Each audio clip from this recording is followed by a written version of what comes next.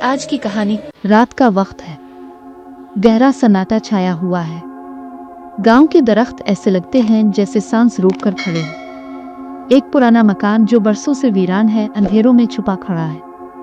लोग कहते हैं वहां रात को अजनबी कदमों की चाप आती है, खिड़कियों से रोशनी झिलमिलाती है, लेकिन अंदर जाने की हिम्मत किसी ने नहीं की। अनीस शहर से आया हुआ एक जिद्दी लड़का, इसे उन कहानियों पर हंसी आती है। वो कहता है ये सब वहम है, लेकिन इसी जिद के हाथों एक शाम वो इस मकान की तरफ निकल खड़ा होता है। बादल छा जाते हैं, हवा सरगोशियों की तरह चलने लगती है। मकान के करीब पहुंचते ही अनीस को लगता है जैसे इर्द गिर्द का माहौल वजनी हो गया।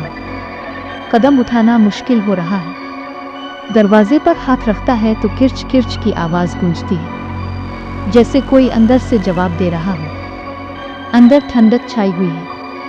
अंधेरा इतना गहरा कि हाथ को हाथ सुझाई नहीं देता, मगर फिर भी अनीस को लगता है जैसे कोई उसके साथ चल रहा है। दीवारों पर पुरानी तस्वीरें लटकी हैं, लेकिन उनके चेहरे बदलते हैं, कभी हंसते, कभी गुस्से से घूरते, और फिर एक तस्वीर से खून की बूंद गिरती है। कमरे के बीचों बीच एक पुराना आईना रखा है। अनीस झांकता है, लेकिन अपनी शबीह गायब पाता है। इसकी जगह एक अजनबी औरत खड़ी है, बाल बिखरे, आंखें दहकते अंगारों जैसी।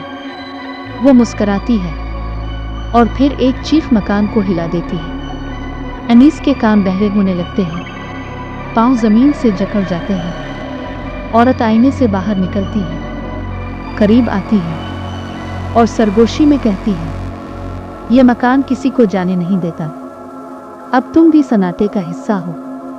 दरवाजे चरचराने लगते हैं, धुंधले साए निकलते हैं, इंसानी शक्लें मगर मस्ख शुदा चेहरे, हर एक की आंखों में सदियों का गुस्सा।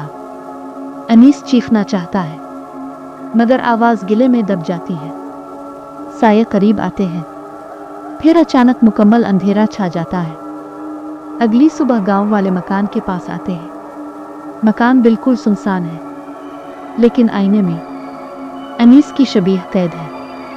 आंखों ही आंखों में मदद मांग रहा है, मगर बाहर से सब कुछ खामोश। अब सन्नाटा सिर्फ मकान में नहीं, बल्कि अनीस के साथ जल गया है। और जब भी रात को हुआ चलती है, मकान चीख चीख कर कहता है, यहाँ कोई जिंदा वापस नहीं जाता।